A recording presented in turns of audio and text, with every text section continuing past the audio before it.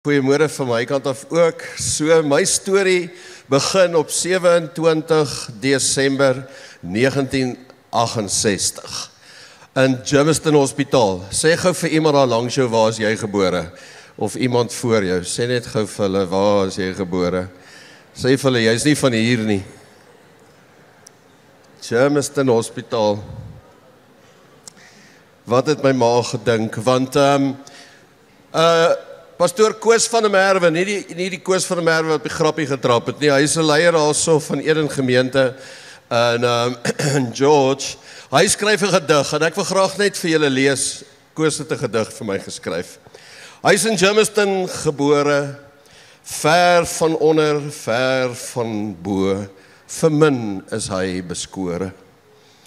Soos gemiddeldes, maar glo, hy is droomloos in die lewe. Hy is droomloos klein, hy is droomloos groot. Hy is droomloos in die lewe en hy is leweloos voor sy dood. Sy naam is nêrens sleg nie, vir niks, teen niks geveg nie. Hy het sekuriteit, stabiliteit en 'n annuïteit. 'n tragiese gebrek aan aktiwiteit. Hy is droomloos, so droomloos. Op skool het hy verdwyn in uniform, in die kerk gekwyn onder plig en norm. Sulke goeie maniere, so min avonture. Hy is verantwoordelik, behoorlik en droomloos. Hy is in Germiston gebore, hy was al klein, hy was al groot. Hy is in Germiston gebore en daar is hy ook dood. Okay, dit was nie ek nie. Maar wat ek vandag net wil doen is vir jou so 'n bietjie van een of twee van die elemente van die verloop van my lewe met jou deel. Ek deel met jou my storie, maar ons kuier vandag oor jou storie. Ons het dit die afgelope paar weke gedoen en ek dink net dat die Here in elkeen van ons se storie intens belangstel. En die omstandighede waaronder ek gebore is, was in redelike armoede en in 'n moeilike stuk omstandighede vir my familie, my ouers op daai stadium, ook 'n klomp spanning in die Simons familie op daai stadium. En hier kom die eerste kleinkind en ek kry my oupa se name, John Christian Daniel Simons. My pa maak 'n spelfout op my geboortesertifikaat. Nou is ek John Christian Daniel Simons, soos wat ek hier staan.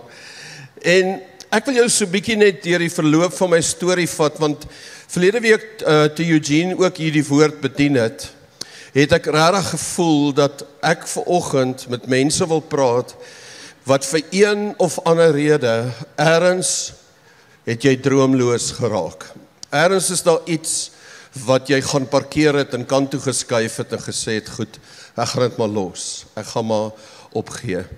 En ek wil met jou deel, sommer net so uit my storie uit, een van die eerste goed wat 'n significant ding in my lewe was, behalwe die familie en die vriende in my lewe. Toe ek 6 jaar oud is, toe besluit my ma, wat self klavier en orgel speel, sy gaan elkeen van haar kinders, gaan sy 'n geleentheid gee. Ons was reeds 3, toe ek sê, is 3 seentjies. En sy gaan vir hulle vra, wat se instrument wil jy leer speel? En dit was 'n geweldige, interessante, belangrike oomblik vir my in my storie. Jy kom uit Germiston uit, ons het eintlik daar in Boksburg se omgewing gebly, Whitfield se area op daai stadium, en ek weet nie hoe dit gebeur dat ek gekies het ek gaan trompet speel nie. Watter 6-jarige kind weet wat hy doen? In elk geval, my ma koop vir my 'n trompet, ek sal dit nooit vergeet nie, my onderwyser se van was Fazakas. Hy het ergens van Kazakhstan of iets afgekom.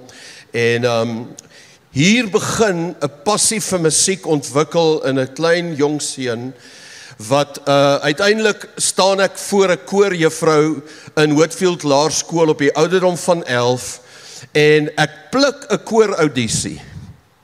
Sy sê toe vir my, gaan join die volksspelersbandjie. Nou, eers draai die ou vroukie, dan draai haar man en dan draai hulle saam. Ek kan nie glo ek het dit gedoen nie. As daai juffrou geweet het, my eerste paycheck sou ek verdien as 'n sanger, as 'n worship leier, sou sy anders met my gewerk het op die ouderdom van 11. Maar wat ek vandag vir jou sê is, dit kon moontlik gewees het, dat my hele loopbaan en my hele toekoms papgedruk is, deur een onderwyser se opinie. En daar is niks fout met haar nie, sy het haar ding gedoen, ek het nie kritiek daarteen nie, maar iemand anders het later in my lewe gesê, John, daar is iets in jou, en die trompet en die musiek, en so het ek as die oudste seun die voorreg gehad om sommer al die ander kinders se instrumente ook te leer, so alles wat die bo is, kan ek vandag geniet en aan deelneem. Iets wat ek nie opgelet het tot later in my lewe nie, is dat ek het onderhoofseun in die laerskool geword, en dit beteken, iemand anders het potensiaal in my raak gesien vir leierskap, wat ek heeltemal te stupid was om te weet op daai stadium. En ek wil hê jy moet vandag in jou storie, moet jy so bietjie teruggaan saam met my, en gaan oplet, wie is die mense wat jou gekritiseer het, of wat vir jou gesê het, jy kan nie sing nie, of wie is die mense wat gesê het, hoorie, hierso is iets in jou wat uniek is. En die Here gebruik sulke mense om met jou te praat, want vandag is die ding wat ek die meeste doen, is leierskap. Vandag is daar van hierdie stories in my geskiedenis, wat gemaak het, dat daar hierdie verskriklike stuk vorming van my karakter en my roeping gebeur het. Toe net na die laerskool hier, die eerste jaar in die hoërskool, tot bekering gekom op 'n tienerkamp, en ek het hierdie storie vir julle vertel so 'n paar weke terug, en net die inspirasie van koning Dawid in die Bybel, en die ritme van hoe hy gereeld tyd met die Here spandeer het. Ek onthou, my ouers het op daai stadium finansiëel baie goed gedoen, ons het in Hartbeespoort boot in die berg gebly, en so uitgekyk bo daai yachtklub. Dit was van die mooiste prentjies, 5:00 in die oggend, dan sit 'n tienerseun met 'n Bybel met 4 vertalings voor my, en ek het my verhouding met die Here en die intensiteit, die passie vir God se woord. 'n jaar later, toe ek 14 is, toe weet ek gaan hierdie vir die res van my lewe doen. Ek gaan God se woord verkondig, en dit het so net 'n stuk vrede in my binneste gebring. So ek wil vandag vir iemand in hierdie vertrek sê, die Here het in jou tienerjare al met jou gewerk en vir jou passies en begeertes gegee, en ek wil weet of jy nog op spoed is met God se droom vir jou lewe. Ons gaan lekker kuier vanoggend, maar dit is ook 'n geweldige, ernstige gesprek. In my hoërskooljare het ek agtergekom dat ek 'n aanleg vir syfers het en 'n verskriklike passie vir sport het. Die kerk waarin ek was op daai stadium kon hierdie wêrelde nie by mekaar bring nie. Ons het gepreek en geglo, jy sonder jou van die wêreld af. Jy raak nie in sport betrokke nie. Dit was die jare wat ons het nie bioskoop toe gegaan nie. Ek weet nie of julle weet wat dit is nie. Ons het nie gaan fliek nie. Christene doen nie dit nie. En met ter tyd het ek begin ontdek dat die Here eintlik hierdie passies, hierdie natuurlike goed wat hy in jou gesit het. So daar's iemand anders wat hier sit vandag, wat nie kan imagine dat die Here jou passie vir sport kan gebruik nie. Wat nie kan imagine dat natuurlike goed, 'n aanleg wat jy het, en iets van 'n stuk normale jy, maar as jy daaraan betrokke raak, ek het opgeëindig met sportbeurse by universiteite wat ek gekies het vir cricket, wat ek gekies het om nie te vat nie, want ek het gaan teologie studeer. Later in my lewe het ek eers besef dat die evangelie, die storie van Jesus, kon soveel anders in my lewe gewees het terwyl ek 'n student was, as ek ook op die sportveld was, terwyl ek in die woord is, ook op die sportveld. Want ons Vader wat in die hemel is, sê vir my, laat u koninkryk kom, laat u wil geskied, soos in die hemel, so zwaar, so hier op aarde, op die cricketveld. En as iets van daai wat later in my lewe eers ek begin ontdek het, en ek dink as mense vandag hier, wat hier sit, en jy het 'n stuk droomloos, jy het iets ergens het begin kwyn, wat jy het nie gedink dat die goed by mekaar kan pas nie. Leierskap, ek gaan nou nie verder daaroor praat nie. Hoe weet jy iemands hoofseun? Hy sê vir jou, soos 'n Afrikaanse skool hier aan die kant. Maar toe ek lugmag toe gegaan het daar iets in die lugmag gebeur, wat ek vandag vir die Here die meeste voordankies sê. 2 goed. Die een se naam was Gogga. Dit was 'n vasbyt, 4 dae, bloed, sweet, doodsuffer met volkiet. Hulle het probeer om ons van die leierskap kursus, om 'n offisier in die lugmag te wees, as 'n kapelaan moes ek offisier wees, en hulle het probeer om ons af te gooi, en ek het nie geweet, dat daar daai tipe vasbyt in my binneste is nie. Dat wanneer iemand my so direk challenge, dat daar eintlik iets binnekant opstaan. Ek het dit nie geweet nie, totdat ek in van my slegste omstandighede was. En dis die volgende ding wat ek vir jou moet sê, partykeer kom daar verskriklike groot blessings na jou toe, in die moeilikste oomblikke van jou lewe, want jy ontdek, character is revealed when you are in tough times. Dit word geopenbaar. En ek het as 'n oorwinnaar weggegaan van 'n ding af wat ek gedink het my gaan knak. En vandag kyk ek terug en ek sê, Here, dankie vir daai jaar in die lugmag. Die tweede ding is, ek was in 'n leierskap kursus. Om 'n vlieënier te kan wees in die lugmag, moet jy hierdie leierskap kursus doen. En dit het niks met die evangelie uit te waai nie. Maar wat ek nie geweet het nie, is dat ek vir die res van my lewe in leierskap gaan wees. En dat die Here so iets kon gebruik om my op te rig en op te lei vir wat ek vandag doen in my lewe. Ek probeer vir jou so 'n bietjie uit my storie, wil ek elemente wys, wat ek weet, daai elemente lê ook in jou storie. Desember maand is 'n geleentheid vir elke mens in hierdie plek, om voor die Here te gaan sit, en vir hom te sê, Here, praat met my oor die hoop waaraan my storie is. Praat met my oor waar ek vandaan kom. Ek dink ek gaan so 'n bietjie fast forward nou, daar het interessante goed verder daar gebeur, maar vandag is, ek en Williana die leiers van die hele Doksterhuis storie.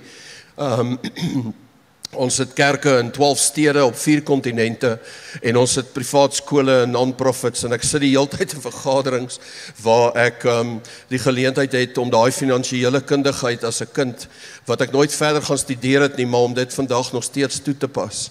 En ek sien hoe dat die Here eintlik hierdie vrugteslaai gebou het met net genoeg piesang, nie so baie pawpaw nie en lekker vruggies om uiteindelik 'n mengsel van my lewe bymekaar te sit. Dis wat ek jou wil challenge vandag, om Desember maand ergens op 'n klip te gaan sit.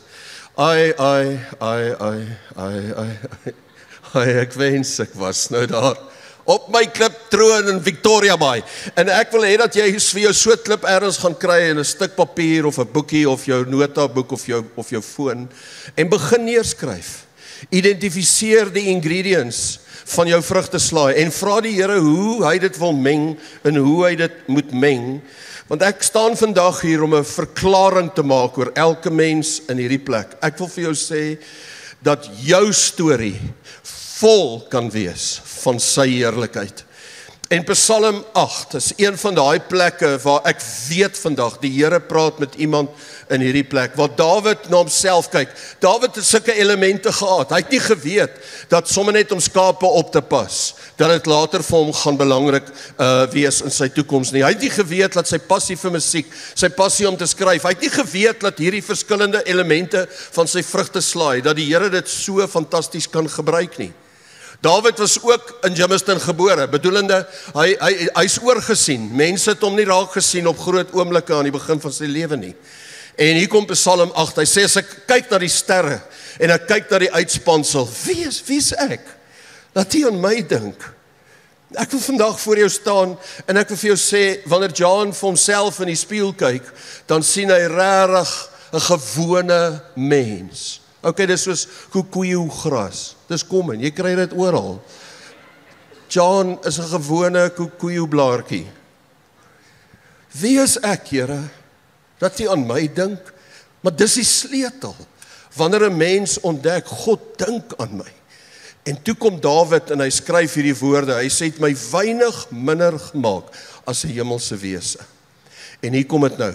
U het my gekroon met eer en met heerlikheid. As 2 moderne woorde in leierskap wat ek elke liewe week gebruik, en dit is die woord competence and character. Competence and character. As ons mense enige werk gee in Doksterhuis, enige funksie, dan vra ons, het jy die vermoë, het jy met ander woorde die heerlikheid, en het jy die karakter, het jy die eer wat nodig is vir hierdie storie. En ek het agtergekom dat baie mense het vermoëns, maar daar's nie karakter nie. En dit is in my storie waar ek vandag vir jou wil sê, God het jou gekroon. Elke mens in hierdie plek het iets binne in jou wat jou karakter betref, wat 'n direkte refleksie van God se karakter is.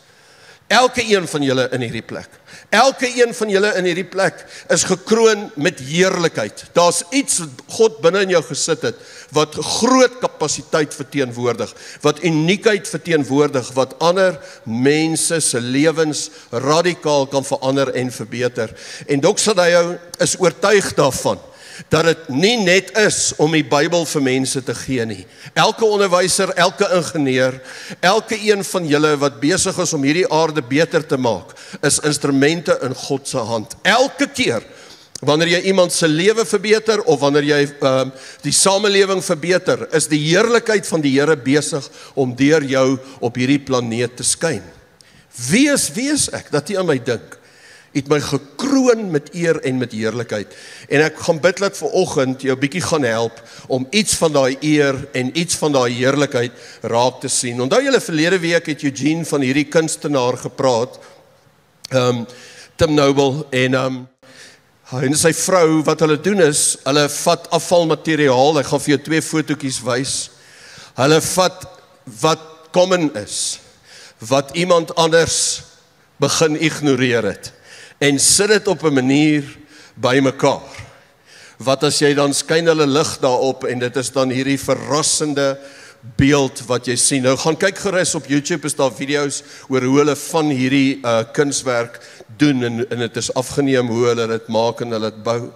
Maar dit laat my vandag dink aan 'n skrifgedeelte in Korintiërs, waar Paulus met gewone mense soos ek en jy praat, en hy sê, ons is maar net erdekruike.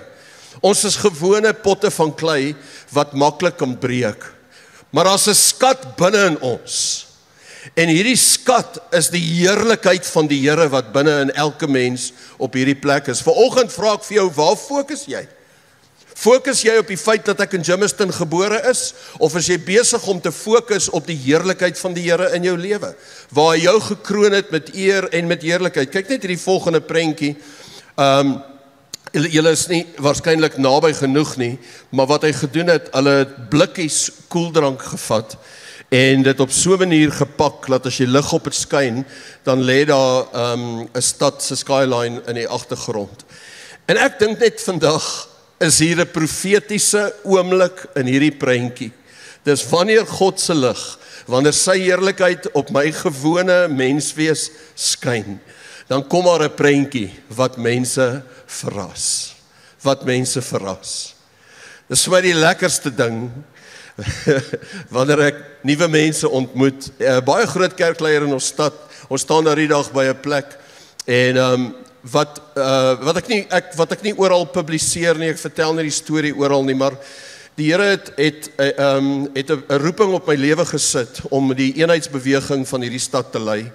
En dit is nie 'n eervolle posisie nie. Jy dien ander mense, en daar's 42 plekke elke kwartaal waar predikante bymekaar kom in saam fellowship. Dit verteenwoordig oor die 450 kerke wat ons in eenheid saamtrek en saam roep en wat saam 'n pad loop en saam bid vir hierdie stad. Nou, een van die groot kerkleiers was nie deel van die ding nie, en hy ontmoet my en ek stel myself voor, hallo, ek is John. Hy vra, okay, waar is jy? Ek sê, ek by Dok Sadeo. By wat die ene? Nee, daai ene daar in Brooklyn.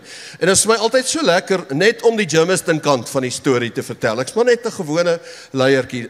Hy stap na iemand anders toe en hulle sê vir hom wat my rol en my funksie is. Daai ou kom terug. Hy sê, ek is so jammer, pastoor. Toe sê ek nie meer John nie. Pastoor, ek is so jammer, ek het nie geweet wie hy is nie. Toe sê ek vir hom, dis die punt, chom. Ek is 'n gewone blikkie Coke. Ek is 'n gewone mens. En jy moet in kontak bly met jou gewone mens wees. As julle my regtig sou sien vanmiddag op my plot, gaan jy die lelikste kortbroek op hierdie planeet aan my lyf kry, geen skoene nie, ek weier. En moontlike hemp, mens weet nooit nie. So daar's 'n stuk regtig gewone blikkie Coke. Maar daar's iets aan die binnekant wat die Here kom doen het vir 'n gewone mens, wat sê, Vader, in u hande, met u lig, kan ek 'n instrument van heerlikheid wees. Dis u wat my kroon met eer en met heerlikheid. Party van julle sit hier en wonder, gaan hy ooit uit die Bybel uitlees? Kom ons lees. Ek vermaan julle dan, broeders, by die ontferminge van God. Ek vermaan julle, dit is nie ek raas met julle nie. Dit is hoorie, jy beter nou oplet in hierdie klas. Ek vermaan jou So waar as wat God ontfermend is in sy wese, wil ek vandag vir jou sê. Bring jou liggaam as 'n lewendige, 'n heilige en 'n God welgevallige offer. Bring jou gewone mens wees, jou natuurlike talente, jou passies, die goed wat jou opgewonde maak. Bring dit as 'n offer vir die Here. Dit is julle redelike godsdiens. In party van die vertalings staan die woord worship daar op die einde. Julle gaan vanaand worship 101.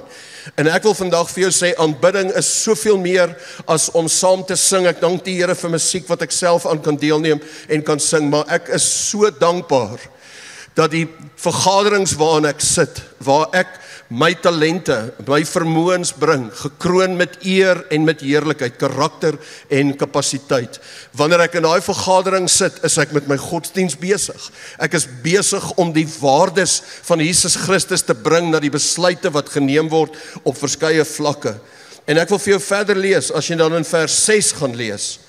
Hy sê ons besit genade, gawes wat verskil volgens die genade wat aan ons gegee is. Nou maak jy 'n lys. Daar's lering en bediening en daar's mense wat uitdeel en leierskap is. Al hierdie verskillende goed in dieselfde hoofstuk. Dalk wil jy Romeine 12 so bietjie saam met jou in Desember maand invat en gaan vra, waar is my redelike godsdiens? Waar is ek besig om my liggaam as 'n offer te bring om God te eer? Waar het hy my gekroon met heerlikheid? Ek wil vandag vir iemand in hierdie plek vra, waar in jou lewe hou jy terug? Waar in jou lewe hou jy terug? En hoekom hou jy terug? Hoekom hou jy terug? Dis gewoonlik is dit net twee goeters. Dis ergens mense se opinies wat jou seer gemaak het en jy hou terug. En die tweede een is gewoonlik pyn. Jy het ergens iets gedoen en seer gekry en jy hou terug, of jy is bang vir seer kry en jy hou terug.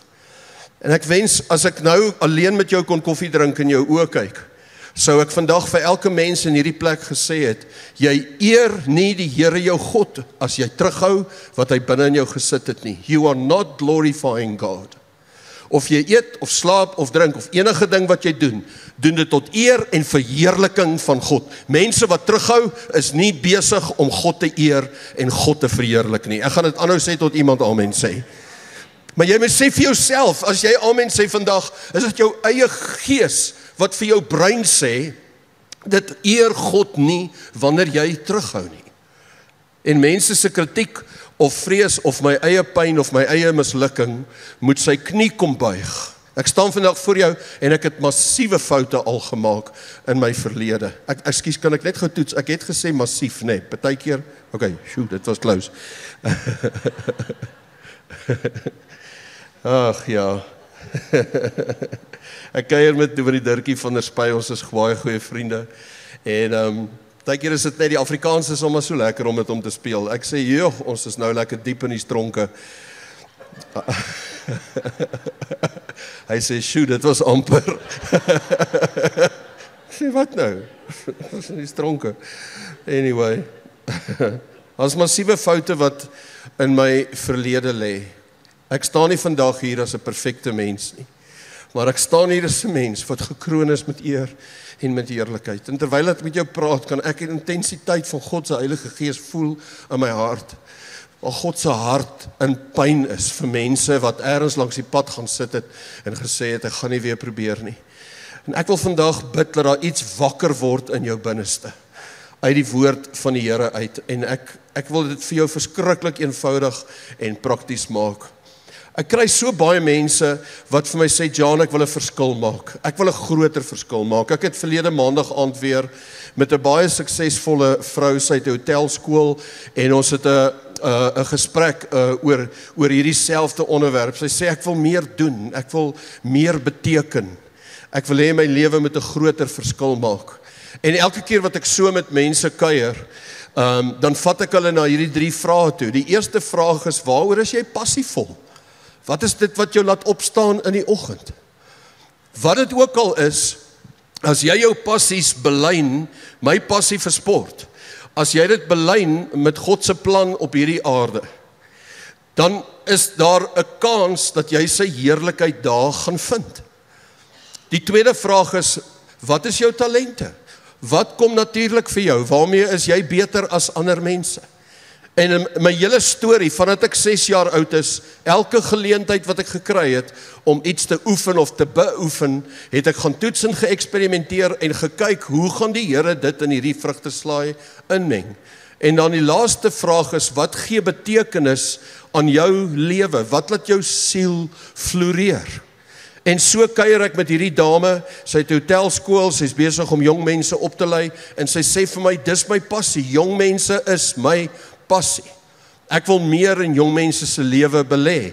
En ons hou aan praat, en ek vra toe vir haar, wat is jou vaardighede? Sy het 'n reeks vaardighede, maar sy sê toe uiteindelik, een van hulle is dat sy graag jong meisies wil bedien en bemoedig uit haar storie uit, hulle help om beter besluite. Toe sê ek van, goed, daar's 'n bediening wat ons Radiance noem, en ek het haar met ons Radiance leier in verbinding gebring, en hier's iemand wat in die fase van haar lewe nuwe vlakke van betekenis gaan kry, omdat sy gesê het, Here, U het my gekroon met eer en met heerlikheid. U het my karakter gegee, ek het ontwikkel en gegroei in sekere areas, U het vir my kapasiteit en vaardighede gegee, en U het vir my passie gegee vir jong mense, en dis wat ek nou daarmee gaan doen.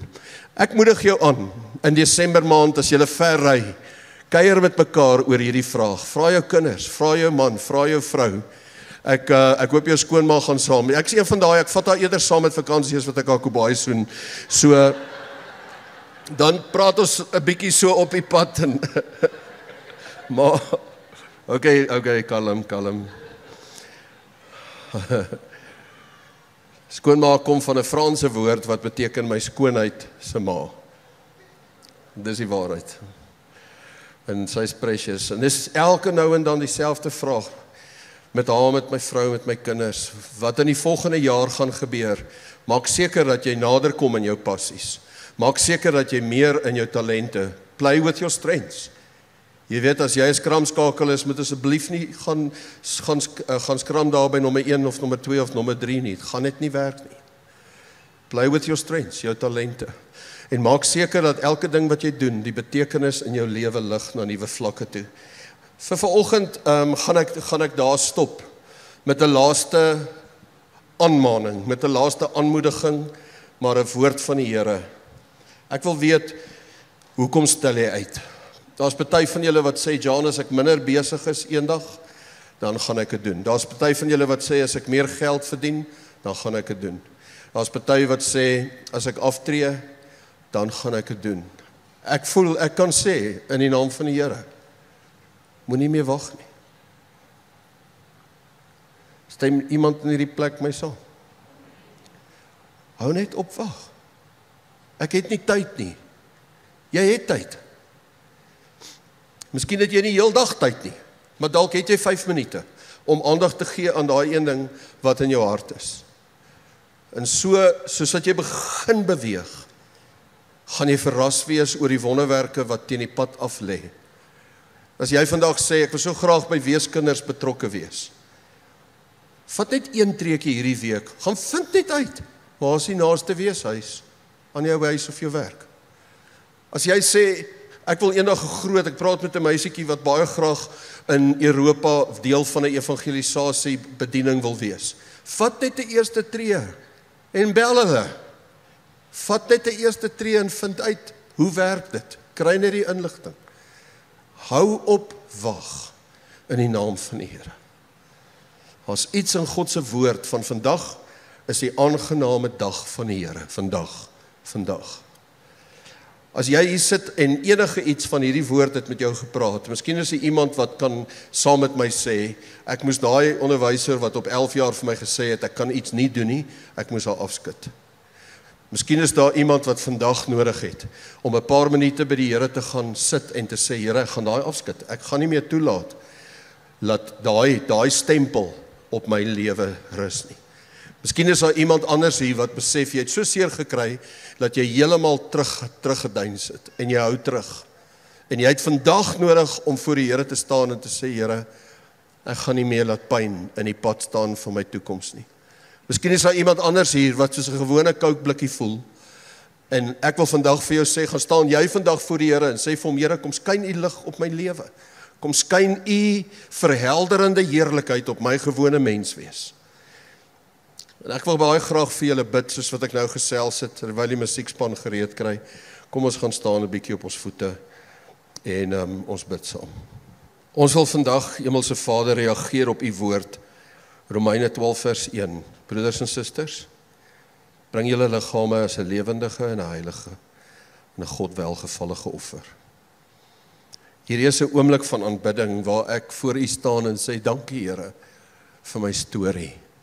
Dankie vir die lekker en die sleg. Dankie vir die goed en die kwaad. Dankie vir wat ek nie reg gekry het nie, die mislukkings, maar dankie vir die suksesse. Dankie, Here. Ek wil in hierdie jaar wat kom 'n lewendige offer vir God wees. Vibrant, vol lewe, vol energie, vol passie. Ek wil in hierdie jaar 'n heilige offer wees, waar of ek eet of drink of slaap of wat ek ook al doen, waar ek God verheerlik, want ek hou nie meer terug nie. 'n lewende heilige en 'n God welgevallige offer. Ek wil vandag sê, Here, ek wil u as my skepper, wil ek eer, deur my beste te bring, daar waar ek nou geplant is. Daar waar ek nou is, Here, daar gaan ek my beste bring. En ek wil vandag oor hierdie gehoor, Vader, u heerlikheid uitroep en uitspreek, gewone erdekruike. Maar daar's 'n skat in ons binneste. En dit is Jesus Christus. Dit is die skepper God homself. Waaroor 1 Korintiërs 15 skryf, hy's 'n lewendmakende gees. U maak lewendig in mense wat u oor hulle droom vir die jaar wat kom en vir hulle toekoms. Dankie vandag, Vader, dat elkeen van ons hier kan staan en sê, wie is die mens? Wie is ek dat u aan my dink? Maar hier is ek, Here. U kroon my met eer, u kroon my met heerlikheid. En ek sal dit voluit uitleef in die naam van Jesus. En ons sê almal, amen.